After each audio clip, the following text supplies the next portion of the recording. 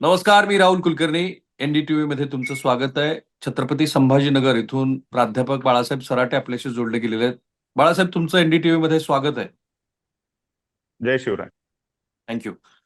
बाळासाहेब जेव्हा स्क्रीनवरती दिसतात तेव्हा हल्ली श्री मनोज जरांगे पाटील यांचे जे समर्थक आहेत ते जरा त्यांच्याबद्दल नकारात्मक टिप्पणी करताना दिसतात. पण माझ्या मते बाळासाहेबांनी जे स्वतः अर्थशास्त्राचे अभ्यासक आहेत, अत्यंत तोलून मापून आणि महत्वाचे विषय सातत्यानं समाज माध्यमात मांडत असतात. तेच असे पहिले याचिकाकर्ते आहेत की ज्यांनी ओबीसी आरक्षणासंदर्भात एक भूमिका घेऊन उच्च न्यायालयात पण याचिका दाखल केली. अशा बाळासाहेब सराटे यांचं मत हे एक अभ्यासक म्हणून तुम्ही बघायला हवं आणि जर तुम्हाला खरोखरच राजकारणात यशस्वीता हवी असेल तर विरोधी मताचा सुद्धा सन्मान करायला हवा. आणि त्याचं सर्वात मोठं उदाहरण श्री शरद पवार आहेत की गेली 5 दशकं महाराष्ट्राच्या राजकारणात आहेत, पण विरोधी मतांना सुद्धा ते तेवढीच किंमत देताना दिसतात. सो बाळासाहेब, आता 3 गोष्टी आहेत. जे एमडीएम हे जे फॉर्म्युला सांगितलं जातो आहे, तुमच्या मते तो फॉर्म्युला यशस्वी होण्याची शक्यता किती? सगळ्यात पहिल्यांदा मी जरांगे पाटलांचं अभिनंदन करतो की त्यांनी मराठा समाजाचं नेतृत्व करत असताना कक्षा रुंदावलेल्या आहेत आणि जातीच्या पलीकडे ते गेलेले आहेत. मी एक महिना दीड महिन्यापूर्वी एक इंटरव्ह्यू केला होता, त्यात हे सांगितलं होतं की मराठा समाजाचा स्वभाव हा जातीवादी नाही, तो त्याच्या पलीकडे जायला त्यांचा एक पिंड असतो. आणि जरांगे पाटलांनी आता मराठा ही कक्षा ओलांडलेली आहे आणि ते आता जनसामान्याचे नेते म्हणून समोर आलेले आहेत. त्याबद्दल मी त्यांचं अभिनंदन करतो. मुद्दा असा आहे की एमएमडी हे समीकरण जे आहे ते एमएमडी नाहीये, तर ते मराठा, मुस्लिम आणि बौद्ध असं कालचं चित्र आहे.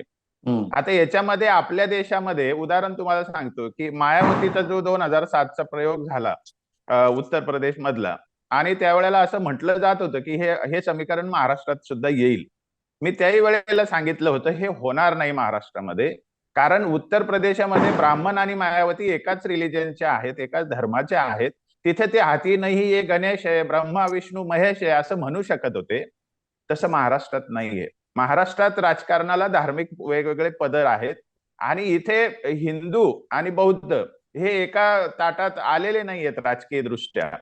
हा एक आपण सगळ्यात महत्वाचा मुद्दा घेऊया. आता त्यात जरांगे पाटलांचं कौतुक आणखी असं आहे की त्यांनी स्पष्ट सांगितलंय की धर्म ज्याचा त्याचा, आम्ही चपडप करणार नाही, आम्ही राजकीय दृष्ट्या एकत्र येत आहोत.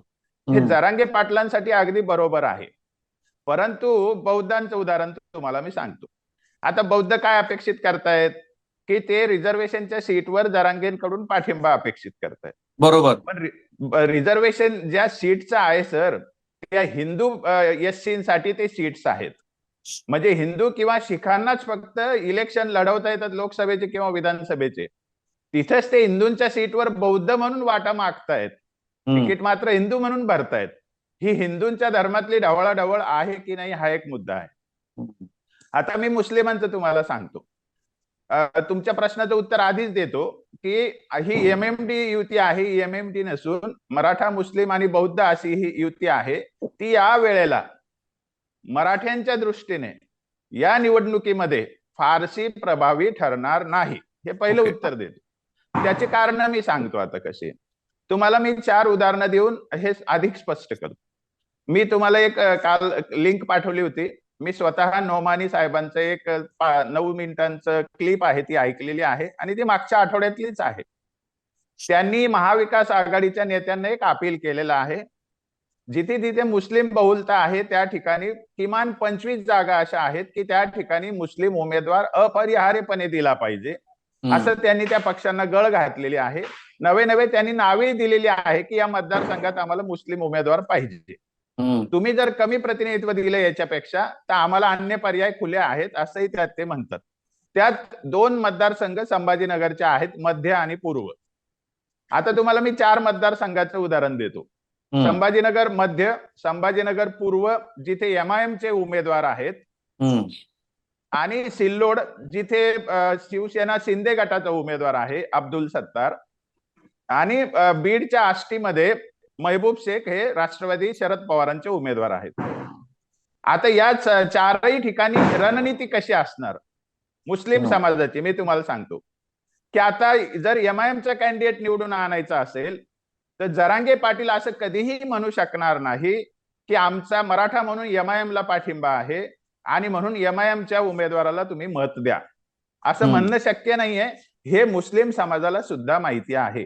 हम्म. त्यामुळे मग तिथे मुस्लिम समाजाची स्ट्रॅटेजी काय असणार, की तुम्ही तिथे एक मराठा उमेदवार द्या, हम्म. मग मध्ये पण मराठा द्या. तिथे ऑलरेडी शिवसेना उद्धव ठाकरे गटाचा बाळासाहेब थोरात मराठा आलेला आहे.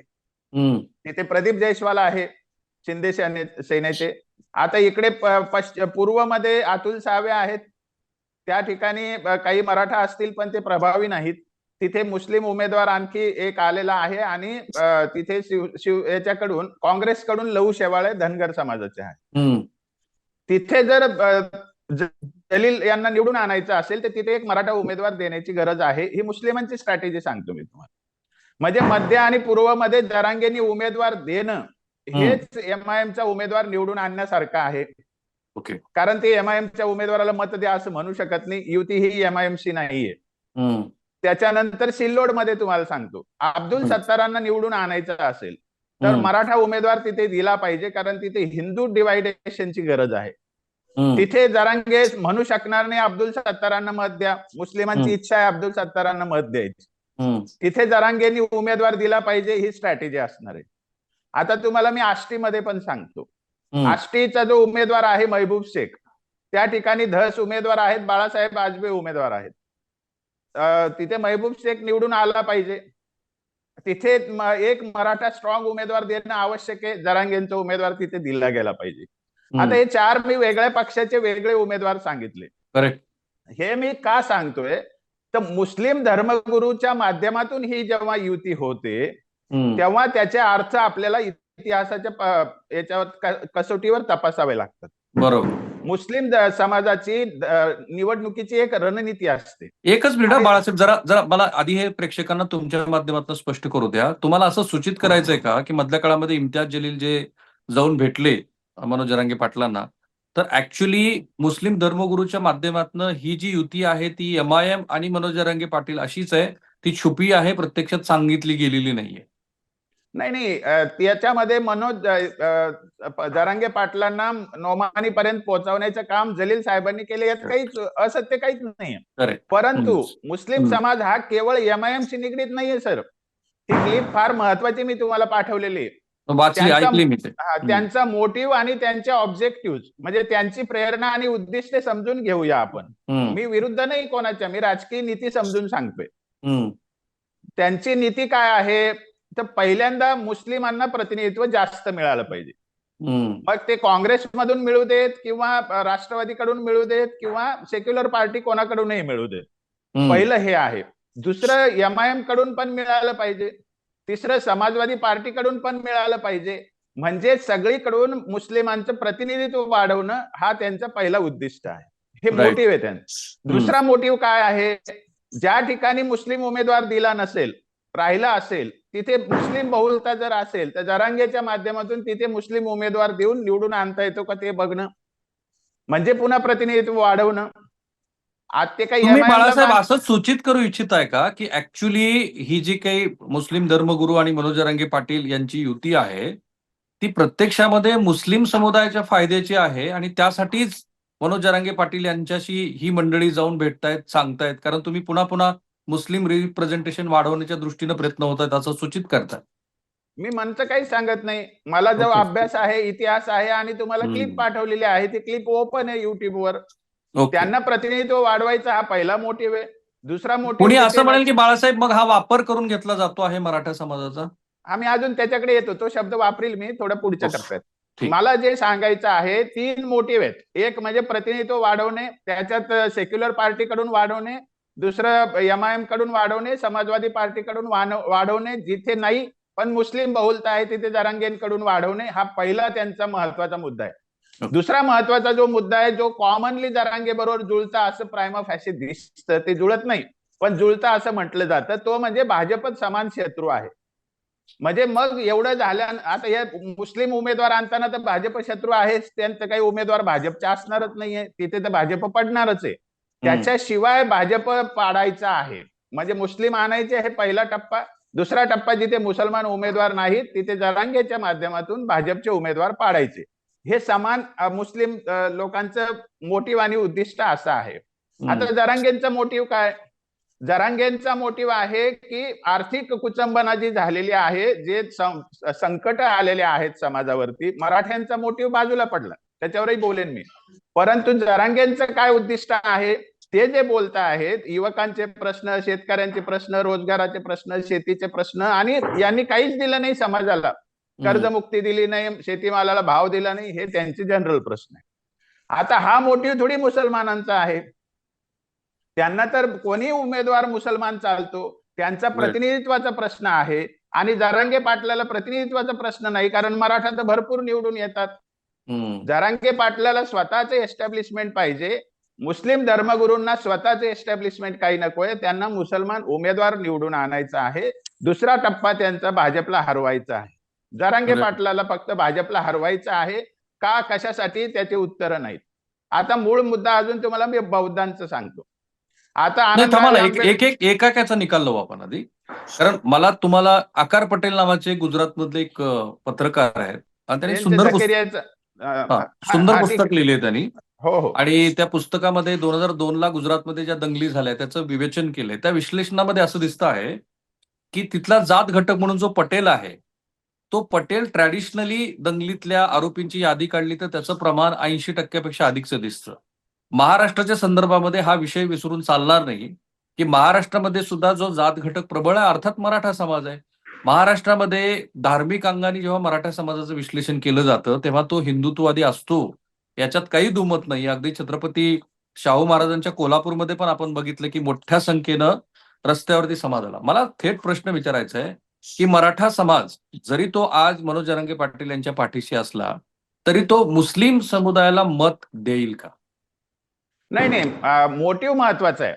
काँग्रेसकडून मुस्लिम उमेदवार आला, शरद पवारांकडून आला, उद्धव ठाकरेंकडून आला, भाजपकडून आला तर नक्की देईल. कारण ते मेन स्ट्रीम मध्ये आले तर देतील. एमआयएमच्या मुस्लिमाला देतील का? नाही देणार. ओके. मराठा जातीवाद करत नाही सर, मराठा विश्वासार्हता बघतो ना.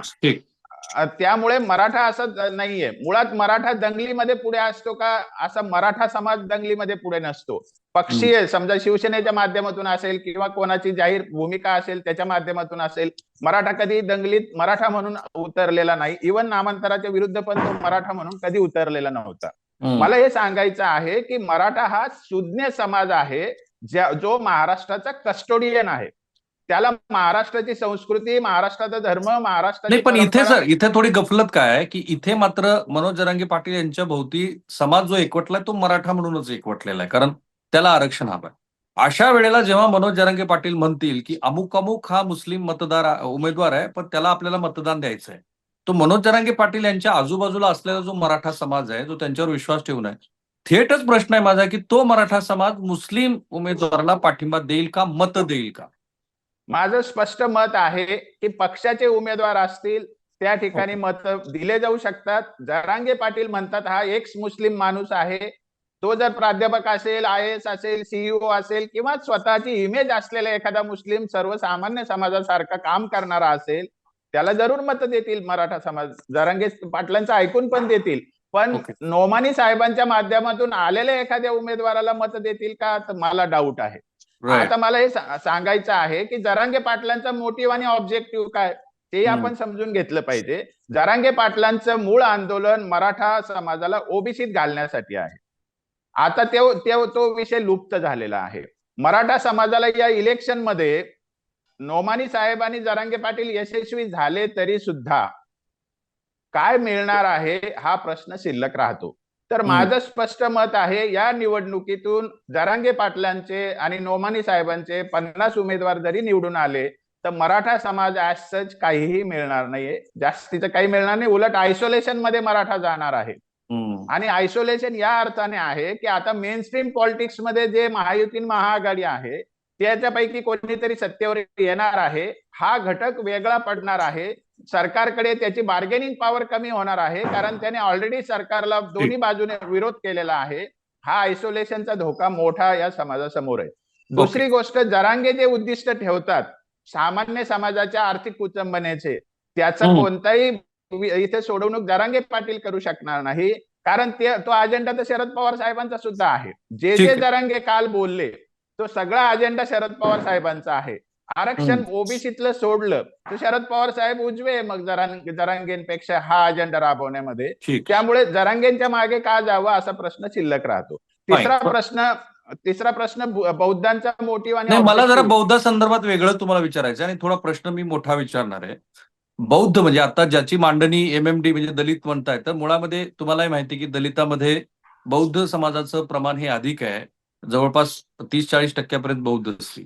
आता जेव्हा लोकसभेचा आपण निकालाचं विश्लेषण करतो तेव्हा असं लक्षात येतं की संविधान बदलाचा नारा हा खूप विरोधामध्ये गेला महायुतीच्या, आणि बौद्धासह इतर जातींनी सुद्धा महायुतीच्या विरोधात मतदान केलं. नंतर ते फेक नेरेटिव्ह आहे वगैरे असं म्हटलं. आता मी ग्राउंडवरती फिरल्यानंतर मला असं जाणवलं की बौद्ध समाज हा पुन्हा एकदा प्रकाश आंबेडकर यांच्या बाजूने जाताना दिसतो आहे. आता त्याचं विश्लेषण तुम्ही वेगळ्या पद्धतीने करून मला सांगा. सो मुद्दा क्रमांक 1 हा आहे की दलित म्हणजे सगळे दलित नाहीत हे तुम्ही आधीच स्पष्ट करून सांगितलेलं आहे. उलट माझ्या मते दलितातला जो बौद्ध समुदाय आहे तो वगळता इतर समुदायामध्ये हिंदुत्ववादी विचाराचं पिनिट्रेशन हे खूप चांगल्या पद्धतीनं झालेलं आहे. विशेषतः मातंग समाजाची भूमिका ही आता जाहीर आहे. त्यात पुन्हा वर्गीकरणाचा एक नवा खेळ सरकारने केला, ऑब्व्हियसली सुप्रीम कोर्टाच्या निकालानंतर. आणि तुम्ही मगाशी म्हणालात की नाम विस्ताराच्या चळवळीमध्ये मराठा समाज नव्हता. हे आपण मान्य जरी केलं तरी साधारणपणे गावकुसामध्ये जी लढाई झाली त्याच्यामध्ये काय घरात नाही पीठ नाही मागताय विद्यापीठ वगैरे, तर याच्यात साधारण चित्र असं तयार झालं की शिवसेनेच्या माध्यमातून मराठा समाजानं दलित समाजाच्या विरोधामध्ये अत्याचार केला. आता ते कोणा त्यात फार मला खोला जायचं नाही, पण ह्याचे राजकीय परिणाम होणारच ना. आता तुम्ही मला विस्तारानं सांगा की ह्या दोन्ही गोष्टी बघता मी ज्याचं विश्लेषण केलं, खरोखर बौद्ध तरी मराठा ह्या ज्या काय आता नव्या कॉम्बिनेशन मध्ये येतील का? कुणीही काही सांगितलं तरी, अगदी आनंदराज आंबेडकरांनी सांगितलं तरी. नाही येणार. त्याचं कारण असं आहे की आनंदराज आंबेडकर आणि राजरत्न आंबेडकर हे दोघं जर उभे राहिले कुठे आणि त्यांना मतदान करा असं जरांगेंनी सांगितलं तर तेवढ्या पुरतं मराठा समाज मतदान करीन, कारण ते रिझर्व्ह सीटवर उभे राहणार आहेत. परंतु त्यांचं ऐकून म्हणजे राजरत्न आणि आनंदराज यांचं ऐकून बौद्ध समाज जो आहे तो मराठ्यानं मतदान करील ही सुतराम शक्यता नाही. आपल्याकडे बौद्ध किंवा दलितांचं जे मतदानाचा पॅटर्न राहिलाय तो फक्त मायावती आणि प्रकाश आंबेडकर यांच्याच पदरात जास्ती पडत आलेला आहे. तसा तिसरा घटक अजून आलेला नाही आणि आनंदराज आणि राजरत्न यांची अजून तशी एस्टॅब्लिशमेंट नाही. ते आता आमदार होऊ शकतात आणि व्हायला पाहिजे माझं मत आहे, कारण ते चांगलं प्रतिनिधित्व करू शकतात. जरांगे पाटलांनी त्याला पाठिंबा दिला त्यात काही माझं काही म्हणणं नाहीये.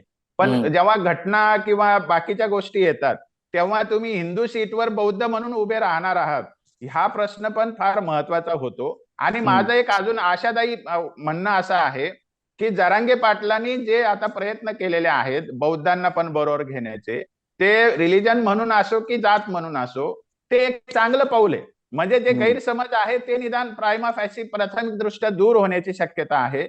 आणि बौद्धांची अशी रणनीती नाहीये यांच्यासारखी, जशी मुस्लिमांची रणनीती आहे रिप्रेझेंटेशनच्या विषयातली, तशी बौद्धांची नाही. ते एक गठ्ठा प्रकाश आंबेडकर साहेबांच्या मागेच आत्ताही आहे आणि प्रकाश आंबेडकरांना वगळून बौद्ध समाज जरांगे पाटलांच्या मागे फारसा येईल अशी परिस्थिती नाहीये, ही वस्तुस्थिती. राईट. शेवटचा प्रश्न आहे सर, आणि थोडं विस्ताराने तुम्ही उत्तर दिलं तर हरकत नाही. तुमच्या एका मुलाखतीमध्ये तुम्ही असं म्हणालात की मनोज जरांगे पाटील यांची आत्ताची भूमिका बघता देवेंद्र फडणवीस तर त्यांना थँक्यू मनोज जरांगे पाटील असं म्हणत असतील. हे तुम्ही का सांगताय? आणि दुसरी गोष्ट अशी की तुमच्या आत्तापर्यंतच्या विश्लेषणातून असं लक्षात आलं की आत्ता जे काही राजकीय पाऊल मनोज जरांगे पाटील उचलतायत ते सगळंच सगळं चुकीच्या दिशेनं पडतं आहे आणि शेवटी चळवळीचं नुकसान होईल असं तुम्हाला सूचित करायचंय. नाही, मला जेवढा माझा अभ्यास आहे किंवा मी जेवढं ऑब्झर्वेशन करतो, समस्त आकलन आहे त्याच्यानुसार मला असं दिसतंय की जरांगे पाटलांना राजकारणात जर यायचं होतं तर त्यांनी स्वतःचा पक्ष स्थापन करून राजकीय प्रक्रियेमधून त्यांनी सगळं फॉर्मेशन करायला पाहिजे होतं आणि इलेक्शनला सामोरं जायला पाहिजे होतं. त्यात कोणालाही बरोबर घेतलं असतं तरी चाललं असतं, कारण अजेंडा राबव ते स्वतः एक पॉलिटिकल पार्टी फॉर्म करून गव्हर्नमेंट फॉर्म करू शकतात. आता ते इतक्या अर्ध झालेलं आहे सर. भले मुस्लिम आले असं धरूया, बौद्ध आले असं धरूया, एकूण सीट किती तुम्ही प्रभावित करणार? 100 सीट प्रभावित करणार, त्यातल्या 50 सीट तुमच्या लागणार. 50 सीट आताच्या राजकीय परिप्रेक्षामध्ये आता हे 6 पक्ष जे आहेत ते कोणी कोणाबरोबर जाऊन सरकार बनविल, जरांगे पाटलांना कोण अंगावर घेईल सर? तेव्हा हे आयसोलेशन तर होणार ना. म्हणजे मराठा समाजाला दूरगामी फायदा देणं किंवा जरांगे पाटलांचं या दिशेने यशस्वी होणं याला खीळ बसते असं माझं मत आहे. जरांगे पाटील जातीपातीच्या पलीकडे सामाजिक नेतृत्व म्हणून, आर्थिक कुचंबनेच्या विरुद्ध लढणारा एक नेता म्हणून क्रांतिकारी ठरू शकतात, ते देशभर जाऊ शकतात. पण मूळ प्रश्न मराठा समाजाचा जो आहे किंवा त्यांनी जे विषय समोर ठेवलेले आहेत त्याच्या दिशेने ते एक पाऊल पुढे जातील का, तर जाणार नाहीत असं माझं स्पष्ट मत आहे. राहिला भाजपचा प्रश्न. आता भाजप यशस्वी झाला असता किंवा जरांगे पाटलांनी काही उमेदवार पाडायचं ठरवलं असतं किंवा उमेदवार द्यायचं ठरवलं असतं, तर आता मी भाजपबद्दल असं म्हणेल, मी काल त्यांच्या काही वरिष्ठांना कळवलेलं आहे की 99 वर्षे राष्ट्रीय स्वयंसेवक संघाने प्रयत्न केले हिंदू एकीकरणाचे, आणि शतकपूर्तीच्या वर्षात मराठा समाजासारखा एक मोठा धर्माभिमानी घटक मौलवींच्या बरोबर जायला निघतो, याची जबाबदारी कोणाची, तर ती महाराष्ट्रातल्या भाजपची आहे असं माझं स्पष्ट मत आहे. दुसरा मुद्दा असा की याचे दूरगामी परिणाम किती होणार आहे. म्हणजे आता तुम्ही भाजप जिंकला तरी सुद्धा हे जे निर्माण केलेलं आहे भाजपने, ते दुरुस्त थोडीच होणार आहे. उलट भाजपने, काल मी बघितलं, त्याने रवी राजांना जेव्हा स्वागत केलं तेव्हा त्यांच्या गळ्यामध्ये जो रुमाल होता तो पिवळा आणि हिरवा होता. म्हणजे भगवा जो त्यांचा रंग आहे त्यांच्या त्या उपरण्यामधला, तो रंग गायब झालाय. इतकी त्यांची ओबीसी करणाची जर वाटचाल असेल तर मराठा समाजाला ते जाणून बुजून आयसोलेट करता आहेत. जसं 100 वर्षापूर्वी उत्तर पेशवाईमध्ये गावाच्या गाव बाटली आणि आमचे नाही तुम्ही असं म्हणायचा प्रयत्न झाला, त्याचीच पुनरावृत्ती आता भाजप करतय का, हे एक गंभीर मुद्दा आहे सर हा. आणि मराठवाडा हा मागासलेला प्रदेश आहे, इथे भावनिकता जास्ती आहे आणि करायला काही काम नाहीये, प्रश्न अनंत आहेत. त्या ठिकाणी असे जर आयसोलेशनचे प्रयोग झाले तर पुन्हा या समाजाला प्रगतीकडे जाण्याच्या ऐवजी तो आणखी मागासलेपणाकडे जाऊ शकतो. हा आमचा मेन कन्सर्न आहे. जरांगे पाटील हे प्रॉपर नेतृत्व आहे, परंतु त्यांनी खरं राजकारणात उतरायला पाहिजे होतं. असं अर्धा अर्ध करून प्रश्न सोडवण्याच्या दिशेने फार यश येणार नाही असं माझं मत आहे. Thank you sir. म्हणजे बाळासाहेब सराटे, प्राध्यापक बाळासाहेब सराटे यांनी एका समीक्षकाच्या भूमिकेतनं, मी चिरफाड हा शब्दही खूप जबाबदारीने वापरतो आहे, एक चांगल्या अर्थाने, निगेटिव्ह अर्थाने नाही वापरत मी, तर आत्ताच्या भूमिकेची व्यवस्थित अशी राजकीय दृष्ट्या चिरफाड केली आहे, भविष्याचाही वेध घेतलाय आणि मराठवाडा जो मागास आहे त्याच्यातनं नवीन काही प्रश्न तयार होणार आहेत, त्यांनी त्यासाठी भारतीय जनता पार्टी कशी जबाबदार आहे हेही सुतोवाच केलंय. आणि म्हणून मी नेहमी म्हणतो की अभ्यासक हा तटस्थच असला पाहिजे, त्याचं विश्लेषण हे प्रेक्षकांना एका बाजूने झुकलंय असं वाटता कामा नये. सो इतक्या चांगल्या पद्धतीने बाळासाहेब तुम्ही एनडीटीव्हीच्या प्रेक्षकांना याचं विश्लेषण करून दिलं, त्याबद्दल तुमचे आभार. पुन्हा वारंवार भेटत राहू. धन्यवाद. जय शिवराय.